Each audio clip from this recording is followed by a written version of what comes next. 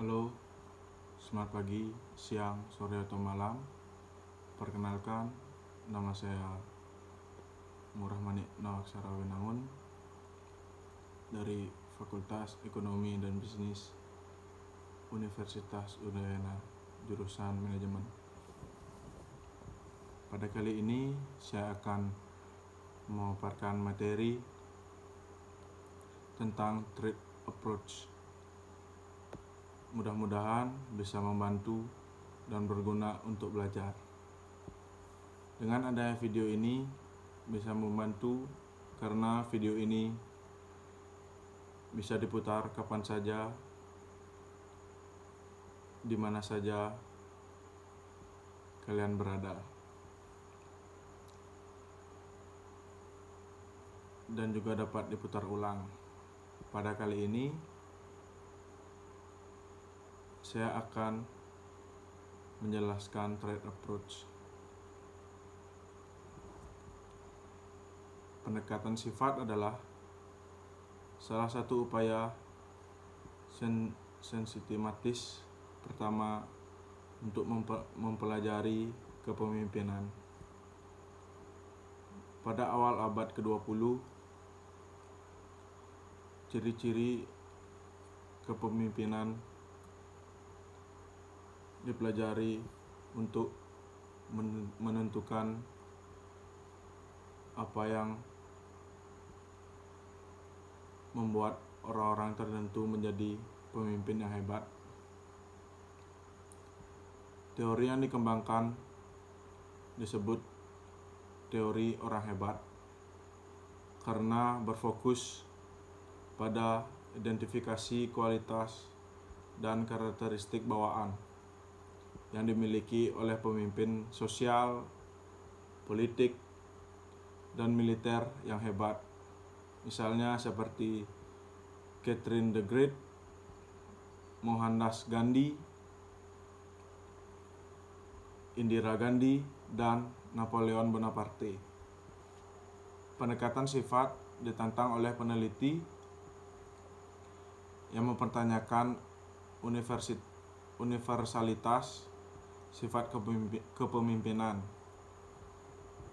Dalam review Stockdale utama menyatakan bahwa tidak ada sifat yang konsisten yang membedakan pemimpin dari non-pemimpin di berbagai situasi.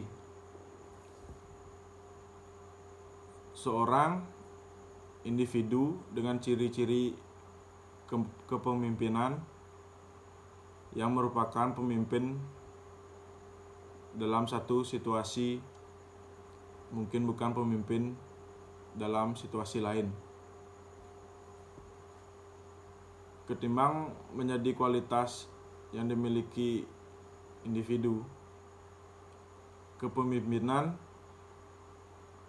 direkonseptualisasikan sebagai hubungan antara orang-orang dalam situasi sosial. Faktor-faktor pribadi yang berkaitan dengan kepemimpinan terus menjadi hal penting. Tetapi para peneliti berpendapat bahwa faktor-faktor ini harus menganggap relatif terhadap persyaratan situasi. Diyakini bahwa orang-orang dilahirkan dengan sifat-sifat ini dan hanya orang-orang hebat yang memiliki sifat kepemimpinan ini. Selama waktu ini, penelitian terkonsentrasi pada menentukan ciri-ciri spesifik yang jelas membedakan kepemimpinan dari pengikut. Survei Stockdale Pertama, mengidentifikasikan sekelompok ciri kepemimpinan penting yang terkait dengan bagaimana individu dalam berbagai kelompok menjadi pemimpin. Hasil penelitiannya menunjukkan bahwa rata-rata individu dalam peran kepemimpinan berbeda-beda dari rata-rata anggota kelompok sehubungan dengan 8 sifat berikut. Yang pertama ada kecerdasan, kewaspadaan, wawasan, tanggung jawab, inisiatif, ketekunan, kepercayaan diri, dan kemampuan bersosialisasi. Temuan survei pertama Stockdale juga menunjukkan bahwa seseorang individu tidak menjadi pemimpin semata-mata karena individu tersebut memiliki ciri-ciri tertentu. Sebaliknya, ciri-ciri yang dimiliki pemimpin harus relevan dengan situasi di mana pemimpin berfungsi. Seperti yang dinyatakan sebelumnya, pemimpin dalam situasi belum tentu menjadi pemimpin dalam situasi lain. Hasil penelitian menunjukkan bahwa kepemimpinan bukanlah keadaan yang pasif, tetapi hasil dari hubungan kerja antara pemimpin dengan anggota kelompok lainnya. Penelitian ini menandai awal dari pendekatan baru penelitian kepemimpinan yang berfokus pada kepemimpinan dan situasi kepemimpinannya tersebut. Survei kedua Stockdale yang diterbitkan pada tahun 1974 menganalisis 163 studi baru dan membandingkan temuan studi ini dengan temuan yang telah dilaporkan dalam survei pertamanya. Survei kedua lebih berimbang dalam uraiannya tentang peran sifat dan kepemimpinan. Sedangkan survei pertama menyiratkan bahwa kepemimpinan ditentukan terutama oleh faktor situasional dan faktor kepribadian. Survei kedua berpendapat lebih moderat bahwa faktor kepribadian dan situasional adalah penentu kepemimpinan. Intinya, survei kedua memvalidasi gagasan sifat asli bahwa karakteristik seseorang pemimpin memang memerlukan bagian dari kepemimpinan. Mirip dengan survei pertama, survei kedua Stockdale juga mengidentifikasikan ciri-ciri yang terkait secara positif dengan kepemimpinan tersebut. Daftar tersebut mencakup 10 karakteristik, yaitu yang pertama ada dorongan untuk tanggung jawab dan penyelesaian tugas. Yang kedua ada semangat dan ketekunan dalam mengejar tujuan. Yang ketiga pengambilan resiko dan orisinalitas dalam pemecahan masalah. Yang keempat, mendorong untuk melatih inisiatif dalam situasi sosial. Yang kelima, kepercayaan diri dan identitas pribadi. Yang keenam, kesediaan untuk menerima konsekuensi dari keputusan dan tindakan. Yang ketujuh, kesiapan untuk menyerap stres interpersonal. Lalu yang kedelapan ada kesediaan untuk mentolerir frustrasi dan penundaan. Yang kesembilan, kemampuan untuk mempengaruhi perilaku orang lain. Dan yang terakhir, 10, kapasitas untuk menyusun sistem interaksi sosial sesuai dengan tujuan yang ada. Lalu menurut Mann tahun 1959 melakukan penelitian serupa yang meneliti lebih dari 1.400 temuan mengenai kepribadian dan kepemimpinan dalam kelompok kecil, tetapi dia kurang menekankan pada bagaimana faktor situasional mempengaruhi kepemimpinan. Meskipun sementara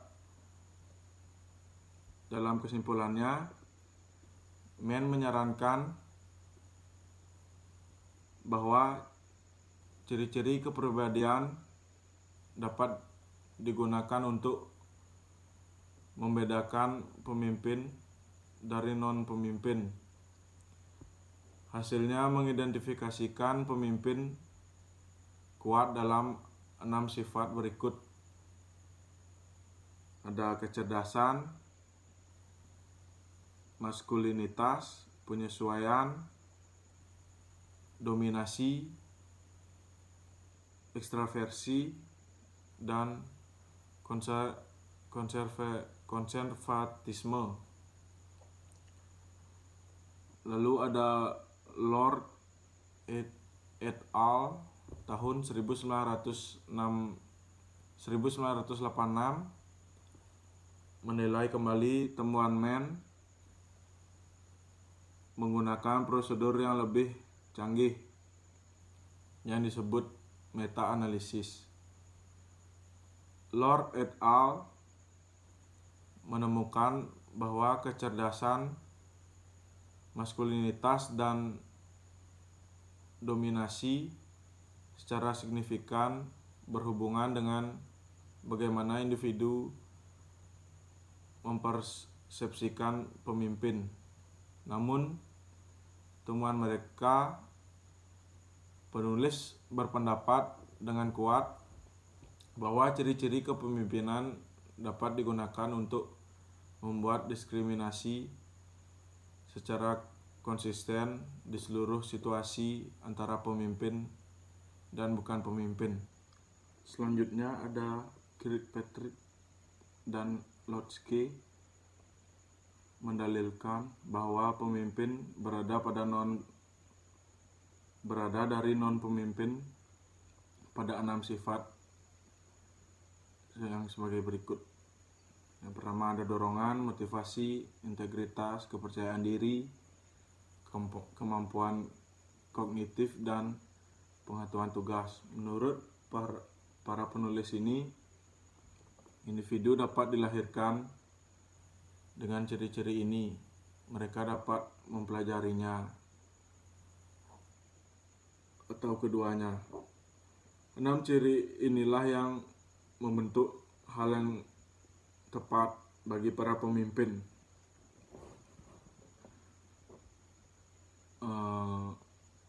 Selanjutnya ada sifat kepemimpinan utama. Yang pertama ada intelijen.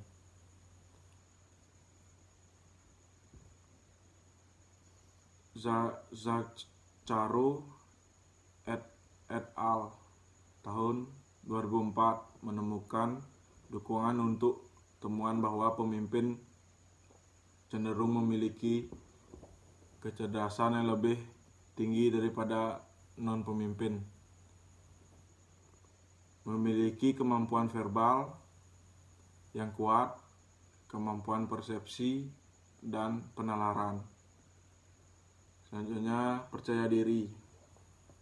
Percaya diri adalah kemampuan untuk yakin tentang kompetensi dan keterampilan seseorang. Ini mencakup rasa harga diri dan keyakinan diri serta keyakinan bahwa seseorang dapat membuat perbedaan. Lalu ada tekad. Tekad adalah keinginan untuk menyelesaikan pekerjaan dan mencakup karakteristik seperti inisiatif, ketekunan, dominasi, dan dorongan. Lalu ada integritas. Integritas adalah kualitas, kejujuran, dan kepercayaan. Selanjutnya ada keramahan. Kemampuan bersosialisasi adalah kecenderungan pemimpin untuk mencari hubungan sosial yang menyenangkan. Pemimpin yang menunjukkan keramahan adalah friendly, outgoing, sopan, bijaksana, dan diplomatis. Selanjutnya ada model kepribadian dan kepemimpinan 5 faktor. Yang pertama ada neuroticism atau neurotisme, kecenderungan depresi, cemas, tidak aman, rentan, dan bermusuhan. Yang kedua ada extraversion atau ekstraversi, kecenderungan untuk bersosialisasi dan tegas serta memiliki energi positif. Yang kedua ada openness atau keterbukaan, kecenderungan untuk mendapatkan informasi, kreatif, berwawasan luas, dan ingin tahu. Yang ketiga ada agreeableness atau mudah sepakat, kecenderungan untuk menerima, menyesuaikan diri, mempercayai, dan memelihara. Yang kelima ada conscientiousness atau sifat berhati-hati, kecenderungan untuk teliti, terorganisir, terkontrol, dapat diandalkan, dan tegas. Berikutnya ada kecerdasan emosional. Kecerdasan emosional berkaitan dengan emosi, dominan efektif, dan pikiran, dominan kognitif kita, dan interaksi antara keduanya. Kecerdasan berkaitan dengan kemampuan kita untuk mempelajari informasi dan menerapkannya pada tugas-tugas kehidupan. Kecerdasan emosional berkaitan dengan kemampuan kita untuk memahami emosi dan menerapkan pemahaman ini pada tugas kehidupan. Kecerdasan emosional dapat didefinisikan sebagai kemampuan untuk merasakan dan mengekspresikan